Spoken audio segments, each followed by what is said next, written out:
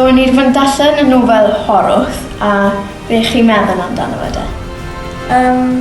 Fi'n meddwl oedd y cymeriadau jyst yn gymlaeth, oedd lot yn nhw.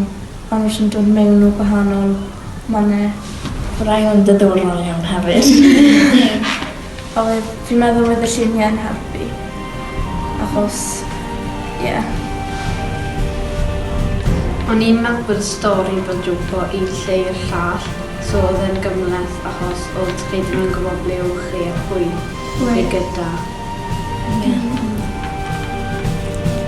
Oedd yr pennod am yr bwyd, oedd e ddim gyda lot o pwynt iddo achos oedd e ddim yn rhan o'r stori.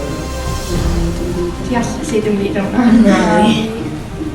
Bydd y geirfa'n yn fel anodd, ni ddim yn deall nhw.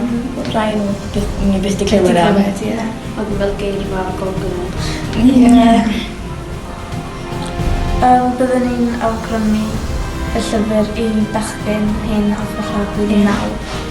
Achos ti'n hoffi fel pethau fel Harry Harry Potter ys y ffilafos, antur. Ie.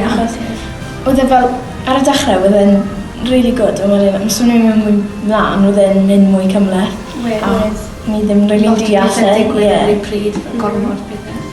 A mi'n teimlo fel, oedd e fel dirgel, a oedd e fel Harry Potter. Mi'n teimlo fel, os chi'n licio Harry Potter, byddwch chi'n licio'r llyfr hyn. Gorffennes i ddim o'r llyfr. Na fi.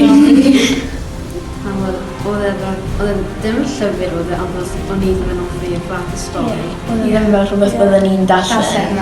Na fi. So, Fi'n rhoi 4 sydd yn horwth. fi'n rhoi 3 i'r horwth. Ie, 3. Ie, 3 fyd. Diolch am y cyfle i adolygu Lush.